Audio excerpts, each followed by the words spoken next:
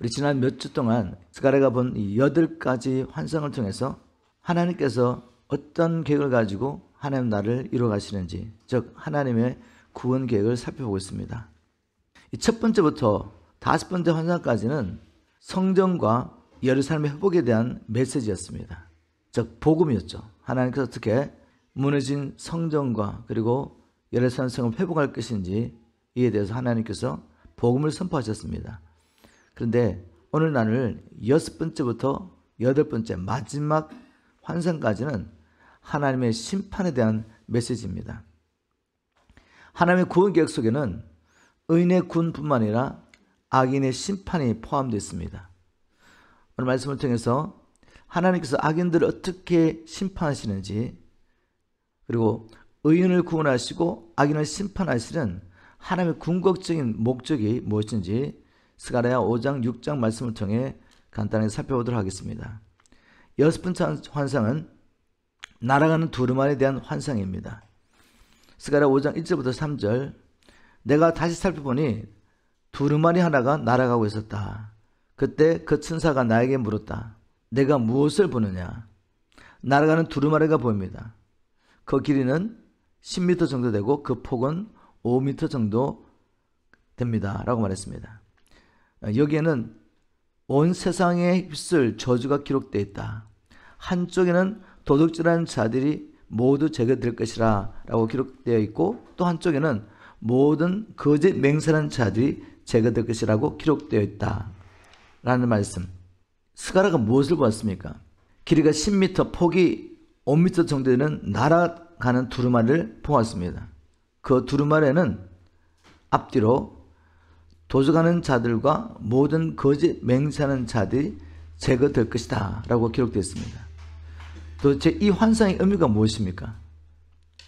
먼저 두루마리의 크기가 길이 10m, 폭 5m였는데 앞뒤에 기록된 글자의 수가 그렇게 많지 않습니다. 이 말은 누구든지 날아다니는 두루마리에 기록된 내용을 쉽게 볼 수 있다는 말이죠. 그러므로 이것은 하나님께서 온 세상을 향하여 하나님이 가지고 계신 이 심판에 대해 경고하는 메시지라고 볼 수 있습니다. 날아가는 두루마리에 기록된 제약 2가지가 무엇이었습니까? 많은 제약됐을 텐데 이 두루마리에는 2가지 제약이 기록됐습니다. 도적질하는 자들과 그리고 주의 이름으로 거짓 맹세하는 자들이 제거될 것이다. 소멸될 것이다. 이런 말씀이죠. 도둑질하는 자들은 10계명 중에 도둑질하지 말라는 이 8계명을 어긴 자들이고, 그리고 주의 이름으로 거짓 맹세한 자들은 10계명 중에 여호와의 이름을 망령되이 걸지 말라라는 이 3계명을 어긴 자들이죠. 다시 말해서 이 두루마리에 기록된 이 2 제약은 10계명 모든 계명들, 즉 하나님에 대한 제약과 그리고 이웃에 대한 제약에 대한 대표격으로 기록된 것입니다. 10계명이 10가지인데 1계명부터 4계명까지는 하나님에 대해서 분만하는 제약인 거죠. 그리고 5계명부터 10계명까지는 이웃에 대해서 분만하는 제약에 대한 계명입니다. 그래서 이 2계명, 두루마리에 기록된 이 2계명은 바로 대표격으로 하나님에 대한 제약과 그리고 이웃에 대한 제약을 모두 포함하고 있다고 볼 수 있습니다. 자, 그런데 하나님은 그냥 악인을 이제 그냥 심판해 버리시지, 왜 심판하기 전에 이렇게 경고의 메시지를 보내죠? 에스겔 18장 23절 이렇게 기록하겠습니다. 나 주 여호와가 말하노라. 내가 어찌 악인의 죽는 것을 조금이들 기뻐하랴. 그가 돌이켜 그 길에서 떠나 사는 것을 어찌 기뻐하지 않겠느냐. 하나님의 본심은 무엇입니까? 악인이라도 죽는 것을 기뻐하지 않습니다. 오히려 회개하고 돌아가기를 원하시죠. 그래서 심판하기 전에 다시 한번 이 경고의 메시지를 보내는 것입니다. 자, 그런데 하나님께서 이렇게 악인이 죽는 것을 원치 않으셔서 경고의 메시지를 보낸데도 불구하고 악인들은 오히려 마음을 강팍하게 하고 하나님을 조롱하는 것을 우리가 보게 됩니다. 요한계시를 보면은 이 하나님께서 황충의 재앙과 사람 3분의 1이 죽는 이 재앙으로 땅을 치십니다. 그런데 그 가운데, 그 재앙 가운데 살아났던 사람들이 어떤 반응을 보였습니까? 요한계시록 9장 20절 21절 이렇게 기록하고 있습니다. 이 재난에 죽지 않고 살아남은 사람들은 자기들이 한 일을 회개하지 않고 여전히 귀신들을 섬기며 보거나 듣거나 걸어다니지도 못하는 금, 은, 동, 목석의 우상에게 절하고 또 살인과 마술과 음란과 도적질을 회개하지 않았습니다. 하나님은 계속해서 기회를 주시고 돌아오기를 원하는데 악인들이 그 악에서 돌이키지 않으면 어떻게 하신다고 말했습니까? 스가랴 5장 4절에 이렇게 기록하고 있습니다. 전능하신 여호와께서 말씀하신다. 내가 이 저주를 보내겠다. 그것이 도둑의 집과 내 이름으로 거짓 맹세하는 자의 집에 들어가 그 집에 머물며 그 집을 나무와 돌까지 모조리 소멸할 것이다. 소멸한다는 말은 사른다는 말입니다. 이 말씀을 볼 때 우리가 기억나는 게 무엇입니까? 구약성경에 보니까 하나님께서 모세를 통해 자기 백성을 가게 하라고 바로에게 계속 선포합니다. 그런데 바로는 계속해서 하나님의 말씀을 듣고도 불순종하고 또 보내겠다고 말했다가도 또 마음을 돌이켜가지고 다시 불순종하고 마음을 계속 강팍해 하죠. 결국 하나님의 뭘 보내시죠? 애굽의 모든 가정에 왕의 집부터 시작해서 노예 집까지 모든 가정에 죽음의 사자를 보내셔가지고 처음 낳은 것을 다 죽이시죠. 사람뿐만 아니라 가축까지. 이 처음 낳은 것은 모든 것의 대표죠. 처음 것이 죽었다는 것은 모든 사람이 죽은 것입니다. 바로 끝까지 마음을 강팍해 하고 하나님의 말씀에 순종하지 않으니까 하나님께서 결국은 심판을 베풀 수밖에 없는 것입니다. 하나님께서 스가랴를 통해 하시는 말씀은 뭔가 하면 회개하지 않고 돌이키지 않는 저들에게 저주를 보내서 그 저주가 그 집에 머물렀는데 언제까지? 그 집의 나무와 돌을 완전히 소멸할 때까지, 불살할 때까지 머물게 하겠다는 것입니다. 이것은 완전한 하나님의 심판이죠. 이 하나님이 이제 때가 되어서 심판을 베푸실 때 누가 감히 하나님의 진노 앞에 설 수가 있겠습니까? 이것을 견뎌낼 수가 있겠습니까? 요한계시록 6장 15절에 보면 어린 양의 진노가 풀어지는 그날 세상의 왕들과 세상의 강한 자들까지도 두려워 떨며 이렇게 외치게 될 것이라고 기록하고 있습니다. 계시록 6장 15절부터 17절 말씀. 그러자 땅의 왕들과 고관들과 장군들과 부자들과 강한 자들과 모든 종들과 자연이 동굴과 산 바위 틈에 숨어서 산과 바위를 향하여 우리 위에 무너져 보호자에 앉으신 분의 얼굴과 어린 양의 노음에서 우리를 숨겨다오. 그분들이 노하는 날이 그분들이 노여워하는 날이 드디어 왔으니 누가 견뎌내겠느냐라고 부르셨습니다. 이처럼 하나님은 이 땅에 하나님의 나라를 회복하기 위하여 하나님을 대적하는 그리고 하나님을 대적하고 하나님의 백성을 괴롭히는 악인들을 반드시 심판할 것입니다. 이것이 스가랴가 본 여섯 번째 환상을 통해 주시는 메시지입니다. 자, 일곱 번째 환상, 에바 안에 있는 여인의 환상이죠. 스가랴가 무엇을 보았습니까? 스가랴는 악을 상징하는 에바, 즉 바구니 안에 어떤 여인이 있는 것을 보았습니다. 그 에바는 그 당시에 곡식의 무게를 재는 일상적인 도구였습니다. 또 스가랴가 보고 있는데 천사가 여인을 바구니 속에 밀어넣고 무거운 납뚜껑으로 눌러 넣는 것을 보았습니다. 그 위에 하계의 날개 같은 큰 날개를 가진 두 여인이 바구니를 들고 날아가 바벨 땅으로 가는 것을 보았습니다. 자, 이 환상의 의미가 무엇입니까? 에바, 즉 바구니는 무엇을 상징하죠? 천사가 이렇게 답변했습니다. 5장 6절에 보니까 그래서 내가 그것이 무엇입니까? 하고 묻자 이것은 바구니인데 온 세상의 죄를 상징한다라고 말했습니다. 천사가 설명해 줬습니다. 그 바구니는 온 세상의 죄를 상징한다. 왜 바구니가 온 세상의 죄를 상징합니까? 성경에 보니까 그 안에 바구니 안에 악을 상징하는 여인이 들어가 있었기 때문에 5장 7절 8절이죠. 그 바구니는 뚜껑이 나무로 되어 있었다. 갑자기 그 뚜껑이 들려서 보니 하나님께서 그 안에 무엇이 있는 것을 보여주려고 잠깐 뚜껑이 열리고 그 안에 있는 여인을 보게 된 것이죠. 뚜껑이 들려서 보니 그 속에 한 여인이 앉아 있었다. 천사가 또 설명합니다. 그 천사는 그 여자가 악의 상징이라고 말하면서 그녀를 바구니 속으로 밀어넣고 그 뚜껑을 둘러 닫아버렸다. 자, 왜 하나님께서 여자를 악의 상징으로 말씀하십니까? 그것은 모든 악이 결국 하나님이 아닌 다른 것들을 사랑하는 영적 어명이죠. 우상 숭배이기 때문에 그렇습니다. 계속해도 악을 여인으로 표현하고 있는 것을 종종 보게 되는데 계속 14장 4절에 그들 14만 4천 명의 성도들은 여자들과 더불어 자기 몸을 더럽힌 일이 없는 자들, 하나님 앞에 범죄하지 않고 깨끗하게 마음을 지킨 사람들을 여자들과 더불어 몸을 더럽히지 않는 것을 표현했습니다. 그리고 계속 17장 1절에도 이르러라 많은 물 위에 앉은 큰 엄녀 큰 창녀를 그 창녀가 받을 심판을 내게 보리라. 이렇게 계속에는 여자를 악의 상징으로 표현하는 것을 보게 됩니다. 자, 그러면 천사가 이 악을 상징하는 여인을 바구니 속에 밀어넣고 묵은 납뚜껑으로 눌러 닫았다라고 했는데 그것은 뭘 의미합니까? 이것은 하나님께서 하나님 나라를 이루시기 위해서 하실 일을 보여주신 거죠.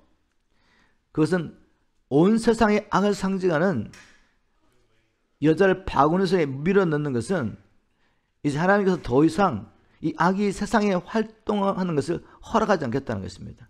즉, 온 세상의 악을 제거하겠다는 말입니다. 앞에 환상을 통해서는 악인들이 심판을 받는 것을 보여주셨는데 악인이 심판을 받아도 이 세상에 악이 여전히 존재한다면 악인은 다시 나타나게 되겠죠. 그래서 하나님께서는 온전한 하나님의 나라를 이 땅에 이루시기 위해서 악인들뿐만 아니라 악 자체를 제거하시기도 말씀하셨습니다. 이 성도들의 인내와 소망이 여기 있습니다.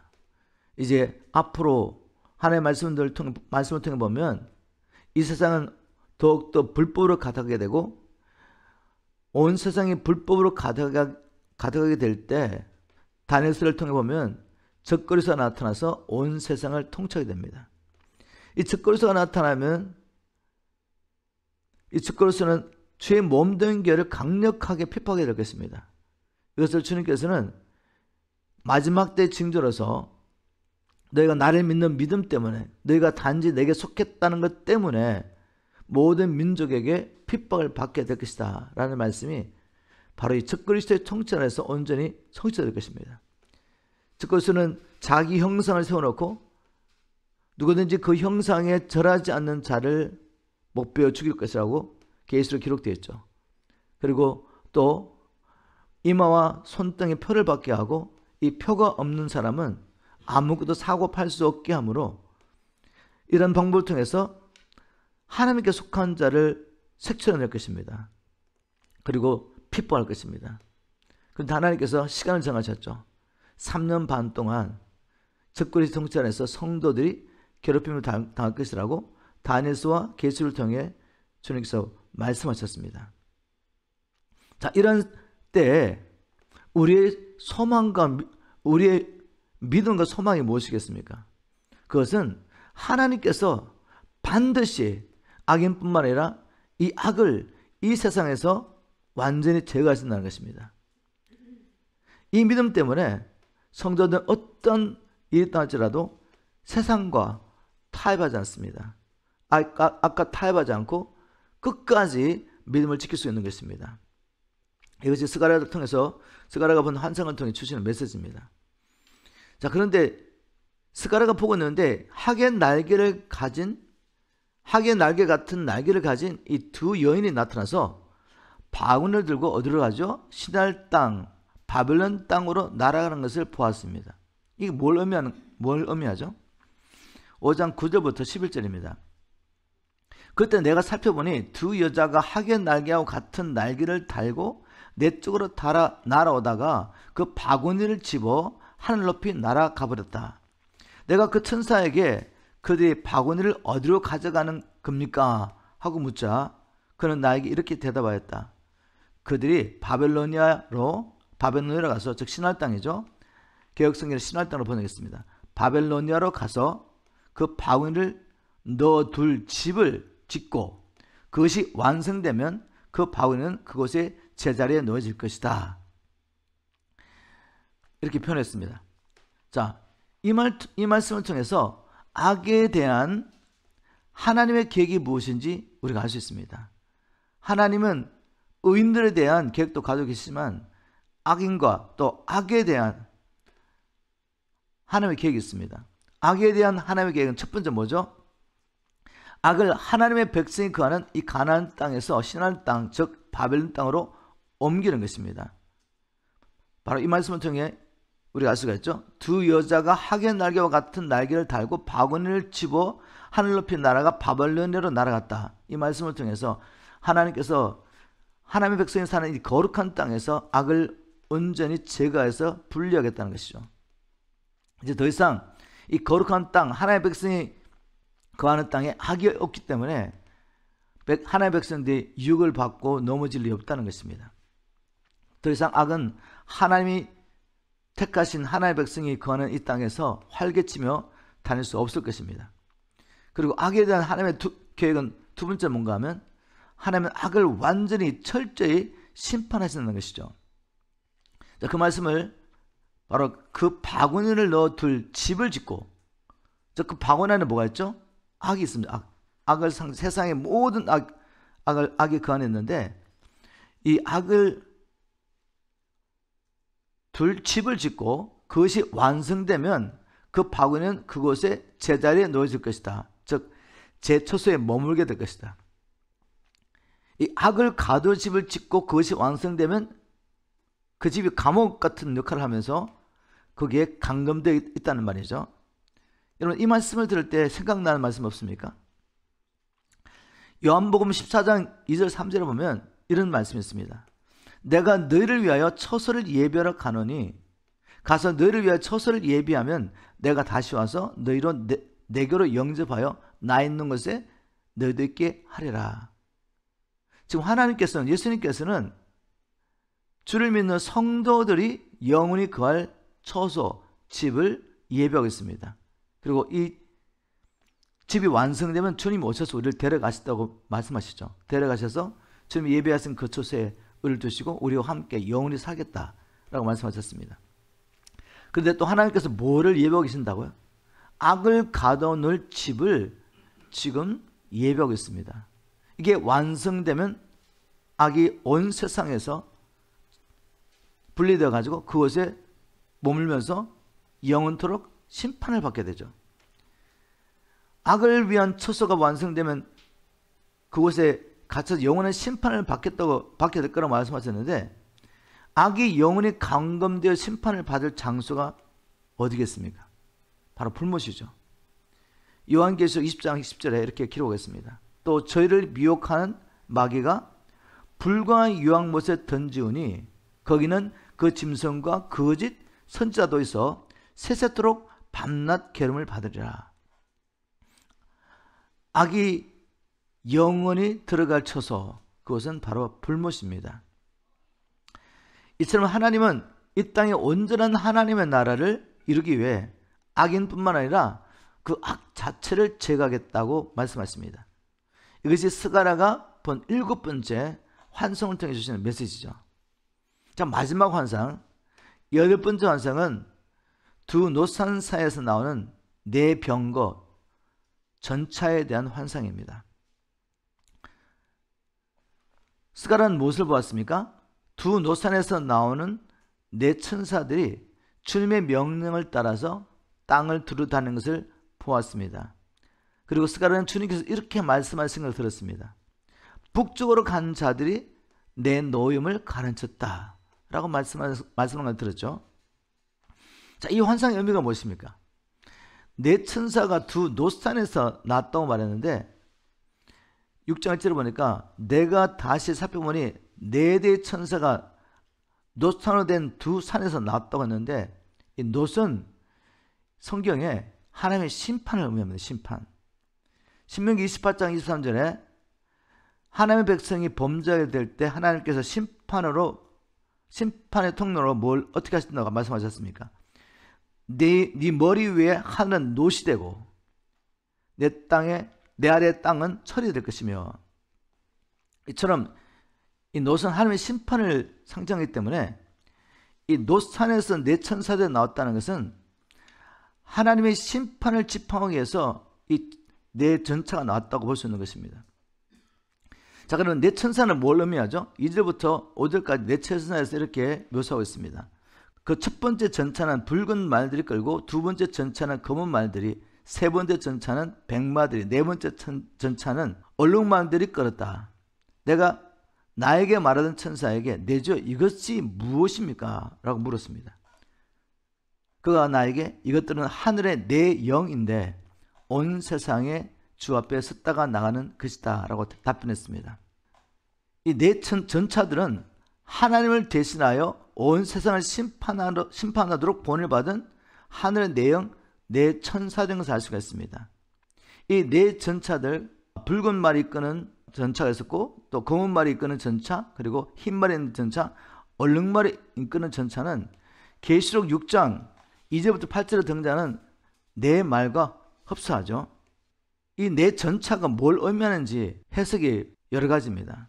그래서 우리가 그것이 뭔지 증명할 필요는 없고, 중요한 건 뭐죠? 이 전차가 본을 받아서 감당해야 될 일이 뭐냐 그죠? 그것은 온 세상에 하나님의 심판을 집행한다는 것. 이것은 모든 성경학자가 동의합니다. 하나님의 심판을 집행할 이 천사들을 세상 사방 곳곳에 보내는 것은, 이유는 이 땅에 악을 심판하시기 위한 것입니다. 그런데 8절에 보니까 그때 여호와께서 나를 부르시며 북쪽으로 간 자들이 내 노염을 가르쳤다라고 말씀하셨는데, 이 말씀의 의미가 무엇이겠습니까? 이스라엘 백성이 살고 있던 가나안 땅을 중심으로 북쪽 땅은 어떤 것이죠? 바로 하나님의 백성, 이스라엘 백성을 압제하고 괴롭혔던 바벨론족이 시작된 것이죠. 이것은 또 창세기 11장에 보면 사람들이 하나님을 대항하여서 바벨탑을 쌓았던 것입니다. 또 이것은 영적으로도 하나님을 대적하는 어둠의 세력들이 모이는 장소, 처소인 것을 알 수 있습니다. 계시록 18장 2절에 이런 말씀이 있습니다. 무너졌도다 무너졌도다 큰 성 바벨론이여. 영적으로 악한 영들이 모이는 처소를 바벨론이라고 말합니다. 그런데 이 바벨론, 큰 성 바벨론이 무너졌다고 선포합니다. 그리고 이 큰 성 바벨론이 어떤 것인지 이렇게 설명했습니다. 귀신의 처소, 귀신의 처소와 각종 더러운 영이 모이는 곳, 각종 더럽고 가증한 새 모이는 것이 되었도다. 즉 영적으로 큰 성 바벨론은 악한 영, 하나님을 대적하는 세력들이 모인 곳인 것이죠. 그러므로 북쪽으로 간 천사가 하나님의 노염을 가라앉혔다는 말은 모든 악한 영들의 초소인 이 바벨론을 온전히 심판했으므로 하나님의 진노가 풀렸다는 말입니다. 그런데 하나님 보낸 전차가 병거가 하나가 아니고 넷이죠. 그 말은 하나님께서 바벨론뿐만 아니라 온 세상의 악을 심판하셨다는 것입니다. 하나님이 이처럼 온 세상의 악을 심판하신 이유가 무엇이겠습니까? 바로 하나님 나라가 온전히 이루어지도록 온 세상의 모든 악을 주님이 철저히 심판하시겠다는 말씀입니다. 바로 이것이 스가랴가 본 8번째 마지막 환상을 통해 주시는 메시지입니다. 자, 그런데 이 스가랴 6장 마지막 부분에 8 환상에 대한 얘기를 나누고 난 다음에 뭐가 나오냐면 대제사장 여호수아가 왕위를 받는 대관식에 대한 기록이 있습니다. 자, 왜 주님께서 8 환상, 하나님께서 어떻게 의인들을 회복하시고, 즉 예루살렘과 하나님의 성전을 회복하시고 악인을 심판하시겠다는 하나님의 구원 계획을 선포하신 후에 결론적으로 대제사장 여호수아가 왕위를 받는 대관식에 대한 내용을 기록했을까? 그것은 하나님의 나라가 완성되고 난 다음에 예수 그리스도가 왕으로 영원히 통치하실 것을 보여주기 위한 것이죠. 스가랴 6장 9절부터 11절 말씀을 통해서 하나님께서 이 스가랴에게 대제사장 여호수아에게 왕관을 만들어 씌우라는 명령하는 내용이 나와 있습니다. 한번 쉬운 말씀 읽어보겠습니다. 그때 주께서 내게 말씀하셨다. 이르시기를 스가랴야 포로로 사로잡혀갔다가 바벨론 땅에서 돌아온 자들 곧 헬데와 도비야와 여다야가 지금 요시아의 집에 묵고 있다. 그러니 너는 즉시 일어나 요시아의 집으로 가라. 거기서 너는 그 집에 묵고 있는 사람들에게 은과 금을 받아다가 그것으로 왕관을 만든 후에 여호사닥의 아들인 대제사장 여호수아의 머리에 그 왕관을 씌우라 라고 명령했습니다. 대제사장 여호수아는 누구를 예표하죠? 바로 예수 그리스도를 예표합니다. 그러므로 여호수아의 머리에 왕관을 씌우라는 말씀은 이 땅에 하나님 나라가 완성되고 난 다음에 예수 그리스도가 왕으로서 하나님 나라를 통치할 것, 다스릴 것을 암시하는 것이죠. 그리고 스가랴는 계속해서 예수 그리스도가 오시면 그분이 어떤 일을 할 것을 이렇게 선포했습니다. 6장 12절에 보니까 그런 다음에 너는 여호수아에게 말하기를 전능하신 만군의 주께서 말씀하신다. 이 사람을 보라. 그의 이름은 순이다. 그가 자기 자리에서 돋아나서 주의 성전을 건축할 것이다. 왕관을 씌웠는데 여호수아가 아니라 바로 예수 그리스도를 예표한다는 증거가 바로 이제 12절의 말씀을 통해 알 수가 있죠. 다윗의 가지에서 순이 나오는데 그 순이 돋아나서 주의 성전을 건축할 것이다 하고 말했습니다. 자, 여기서 우리가 질문해 본 것은 왜 하나님께서 주의 성전을 건축할 다윗의 뿌리에서 날 그 메시아를 순이라고 표현했을까? 여러분, 지금 봄이 되면 가지에서 순이 나죠. 그리고 또 이 순은 또 우리가 씨를 뿌려 놓으면 땅에서 올라오는 싹, 이것도 같은 것인데 왜 예수님을 이런 연약한 싹수로 표현했을까? 그것은 그분이 하나님의 아들이시지만 이 땅에 오실 때 왕가의 왕손으로서 화려한 왕신에서 태어날 것이 아니라는 거죠. 오히려 이름 없는 들판에서 돋아나는 싹처럼 사람들의 관심을 받지 못하고 비천한 곳에서 태어난 것을 암시하고 있는 것입니다. 예수님은 다윗 후손으로 오셨습니다. 그런데 그 당시 몰락한 왕가의 후손으로서 갈릴리 나사렛 목수일을 하던 바로 요셉의 아들로 태어난 것입니다. 이런 메시아의 출생에 관해서 이사야는 이렇게 예언했습니다. 이사야 53장 2절 그는 주 앞에서 자라나기를 연한 순, 싹 같고 마른 땅에 나온 줄기 같아서 고운 모양도 없고 풍조도 없은즉 우리의 보기에 헛멀 만한 아름다운 것이 없었다. 메시아에 대해서 이렇게 예언했습니다. 이 메시아를 유대인들이 그렇게 기다리고 있었는데 마침내 말씀대로 이 메시아가 오셨습니다. 예수님이 오셨는데 유대인들이 배척했죠. 왜요? 왜냐하면 그 당시 유대인들은 어떤 메시아를 기다렸습니까? 그들을 이방의 억압에서 해방시키고 온 세계에 뛰어난 민족으로 만들 다윗 같은 영웅적인 메시아를 기다렸던 것입니다. 근데 주님이 하신 일이 무엇입니까? 오셔서 눈먼 자를 고치시고 병든 자를 고치시고 귀신을 쫓아내시고 그리고 그렇게 하나님 나라를 선포하시다가 붙잡혀가지고 십자가에 죽으셨습니다. 그러니 어찌 이분을 메시아로 믿을 수 있겠습니까? 그러나 주님은 그렇게 하심으로 진정 우리의 메시아가 되셨죠.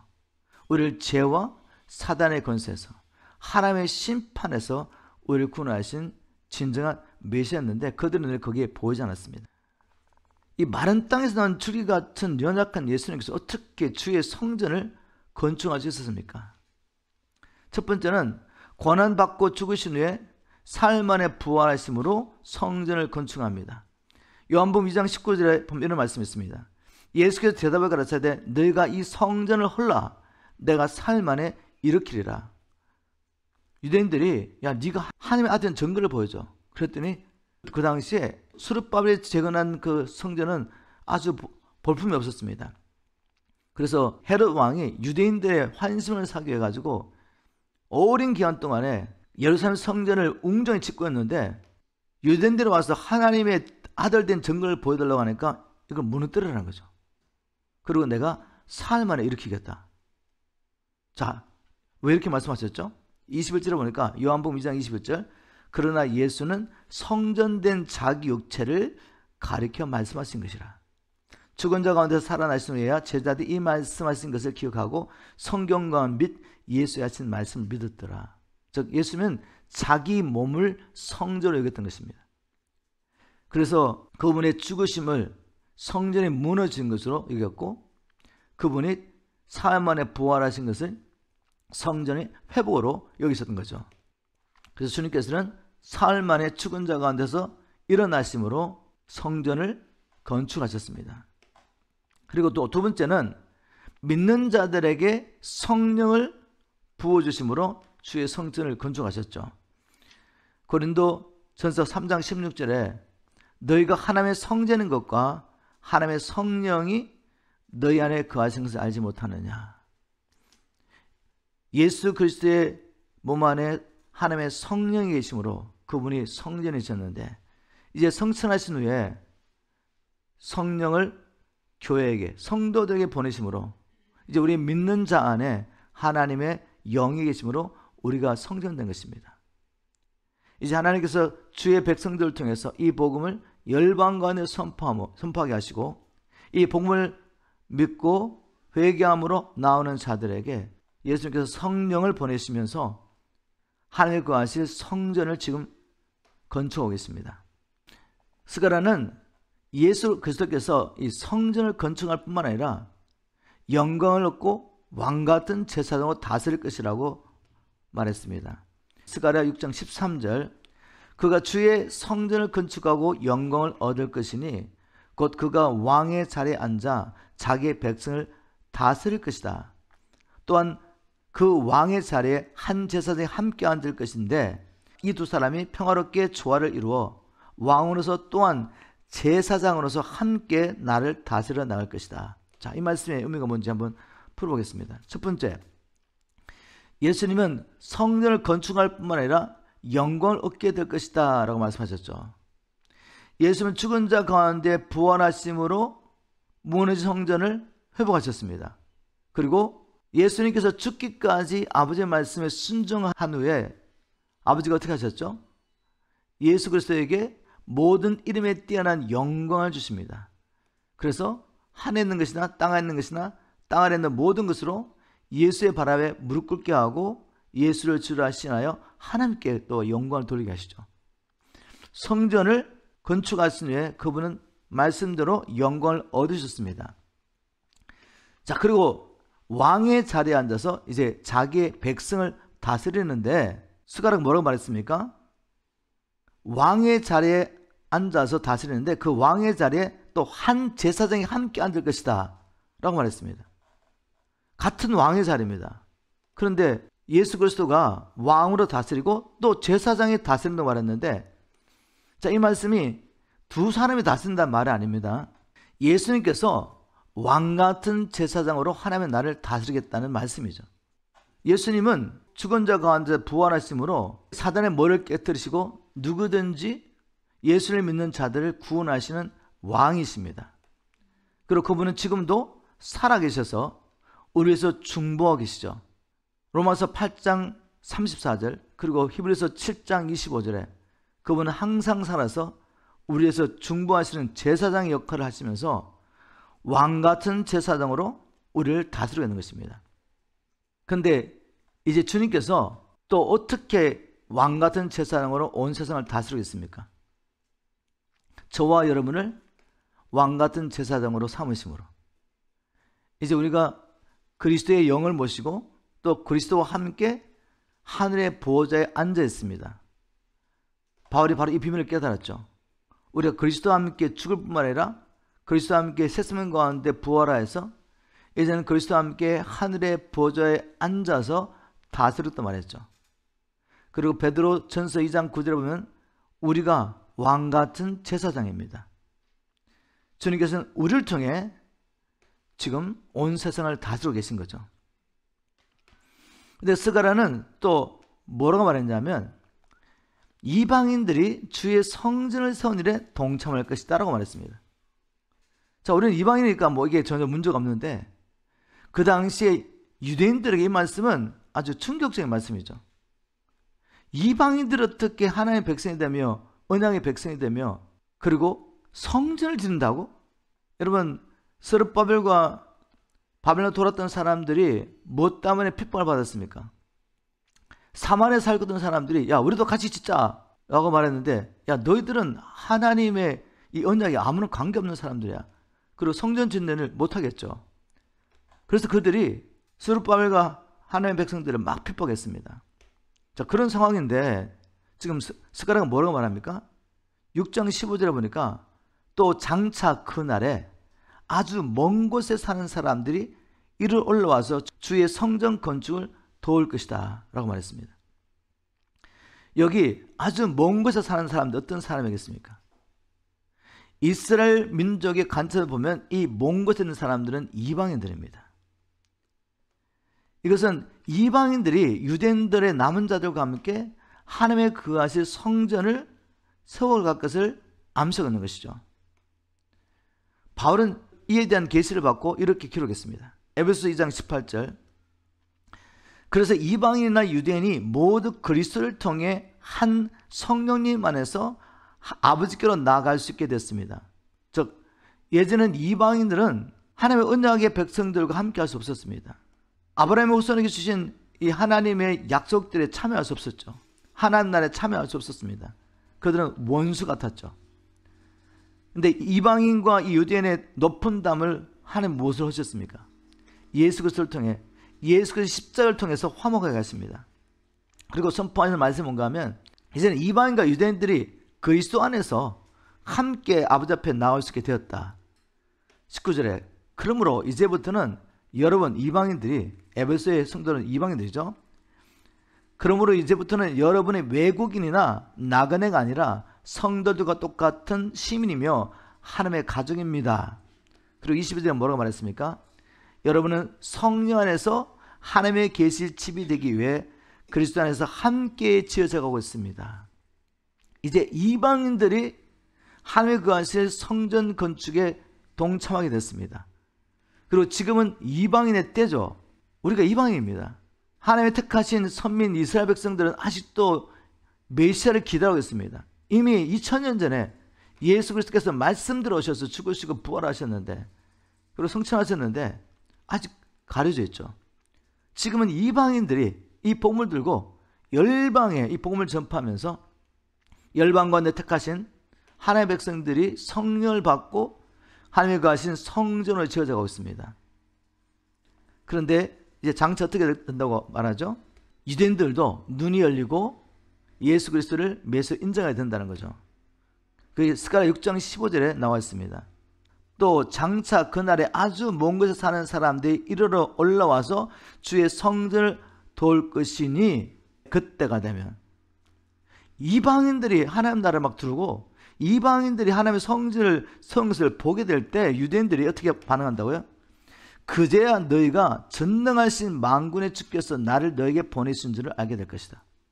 이방인들이 하나님 앞에 돌아오는 것을 볼 때 그리고 이방인들이 하나님의 거하실 성전을 세우는 걸 볼 때 유대인들이 마침내 나사렛 예수가 메시아인 것을 알게 될 것이라는 말씀이죠. 바울도 이에 대해서 로마서에 이렇게 기록했습니다. 로마서 11장 25절 26절 형제 여러분, 여러분은 자만하지 않기 위해서도 한 가지 알아야 할 비밀이 있습니다. 이것은 하나님께 돌아온 이방인 수가 다 차기까지 일부 이스라엘 사람들이 불신앙을 고집하지만 그 후에는 모든 이스라엘 사람이 다 구원을 받을 것이라는 사실입니다. 스가랴는 이렇게 하나님 나라가 어떻게 완성될 것인지 보면서 이렇게 선언했습니다. 그런데 여기 한 가지 중요한 말씀인데 그걸 한번 나눠보겠습니다. 그것은 뭔가 하면 하나님께서 보내신 예수 그리스도를 인격적으로 알게 되는 것에 하나의 조건이 달려 있습니다. 그건 뭐죠? 오직 하나님의 말씀에 순종하는 자에게 이 약속이 성취될 것이라는 거죠. 15절 말씀 다시 읽어보겠습니다. 또 장차 그날에 아주 먼 곳에 사는 사람들이 이리로 올라와서 주의 성전 건축을 도울 것이니 그때가 되면 그제야 너희가 전능하신 만군의 주께서 나를 너에게 보내신 줄을 알게 될 것이다 라고 말한 후에 끝난 게 아니라 너희가 너희 하나님이신 주의 말씀에 순종하면, 이렇게 단서 붙였습니다. 순종하면 이 일이 반드시 이루어질 것이다. 여러분, 여기 이제 나사렛 예수가 메시아인 것을 너희도 알게 될 것을 할 때 이 알게 된다는 말은 무슨 말인지 아시죠? 지적으로 아는 것을 의미하지 않습니다. 체험적으로, 인격적으로 예수가 그리스도인 것을 알게 될 것이라고 말했습니다. 예수님께서는 요한복음에 하나님을 아는 것, 이렇게 인격적으로 그리고 체험적으로 하나님을 아는 것을 영생으로 했죠. 이제 유대인들도 나사렛 예수 그리스도를 인격적으로, 체험적으로 알게 되므로 영생을 얻을 것을 예언했지만 단서가 무엇입니까? 주의 말씀에 순종하면 일이 반드시 이루어질 것이다 라고 말한 거죠. 물론 여기서 이 말씀은 주의 말씀에 순종한 행위가 우리를 어렵게 하거나 우리를 구원한 것은 아니죠. 이것은 바로 나사렛 예수 그리스도가 그분이 우리를 살리시기 위하여 우리의 더러운 옷을 벗겨버리고 그분의 의의 옷을 입혀주기 위해서 하나님이신 분이 저 미천한 순처럼 이 땅에 오셔서 짓밟히고 조롱을 당하시고 십자가의 그 고통을 당하신 것을 우리가 정말 믿는다면 어떻게 살겠냐 이거죠. 그 사랑이 우리에게 전달된다면 사랑함으로 순종하게 된 것을 의미하죠. 찬민의 증거로서의 순종을 말한 것입니다. 말씀을 읽겠습니다. 스가랴가 본 환상을 통해서 하나님께서는 예수 그리스도를 통해 하나님 나라 이루어 가신 하나님 구원 계획을 이렇게 분명하게 보여주셨습니다. 저와 여러분은 이스라엘 백성들처럼 더러운 제 옷을 입고 있었습니다. 이 옷을 입고 있는 동안은 우리는 사단의 정죄를 피할 수가 없고 사단에게 붙잡혀서 끌려다닐 수밖에 없습니다.